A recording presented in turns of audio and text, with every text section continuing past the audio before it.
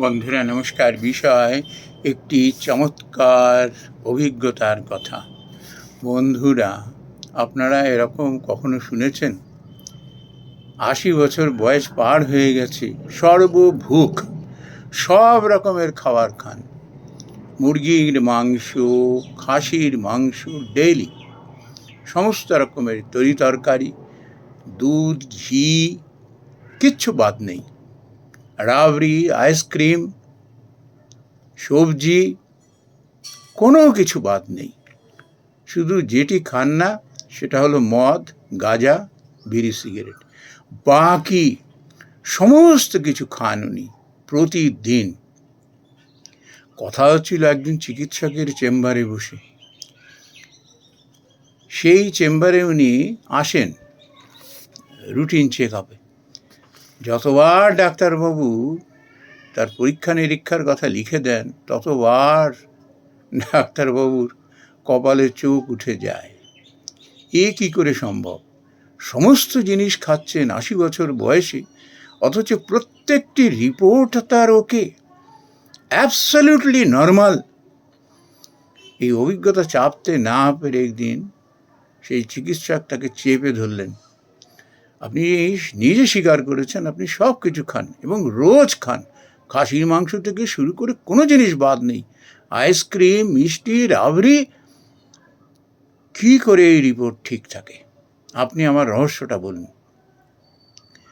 তখন উনি বললেন, হ্যাঁ আপনি ঠিক বলেছেন, আমি সব কিছু খাই, তবে কি জানেন, নিজের মুখে নয়।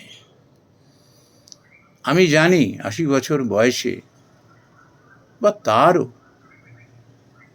যখন, তার থেকেও যখন আমি কম বয়সের, আমি যুবা ছিলাম, খাবারের প্রতি আমার একটা সংযম ছিল, বরাবর ছিল।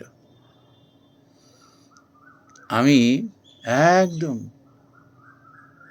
নয় কম নয় অতি, ঠিক এরকম ব্যালেন্স রেখে আমি আহার করতাম।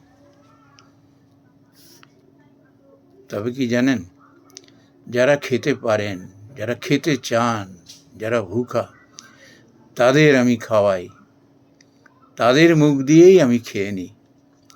তাদের খাওয়াতে যে কী তৃপ্তি, যখন তারা ওই মুখ ভর্তি মিষ্টি খান, আইসক্রিম খান, খাসির মাংস খান, কিংবা মুরগির মাংস খান, শাক সবজি খান, ঘি খান, রাবড়ি খান,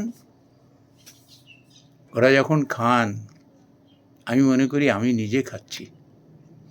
এত তৃপ্তি মেলে ভেতরে।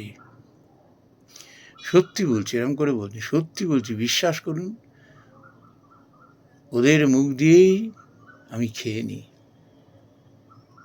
ওরা যখন খেয়ে তৃপ্তি পায় যেন আমিও তৃপ্তি পাই। এটি হলো রহস্য। ৮০ বছর বয়সেও আমি কি করে আমি সুস্থ রয়েছি, সক্ষম রয়েছি, দেহ মনে আমি কীভাবে শান্তিতে রয়েছি, এটি তার পরম রহস্য। নমস্কার বন্ধুরা।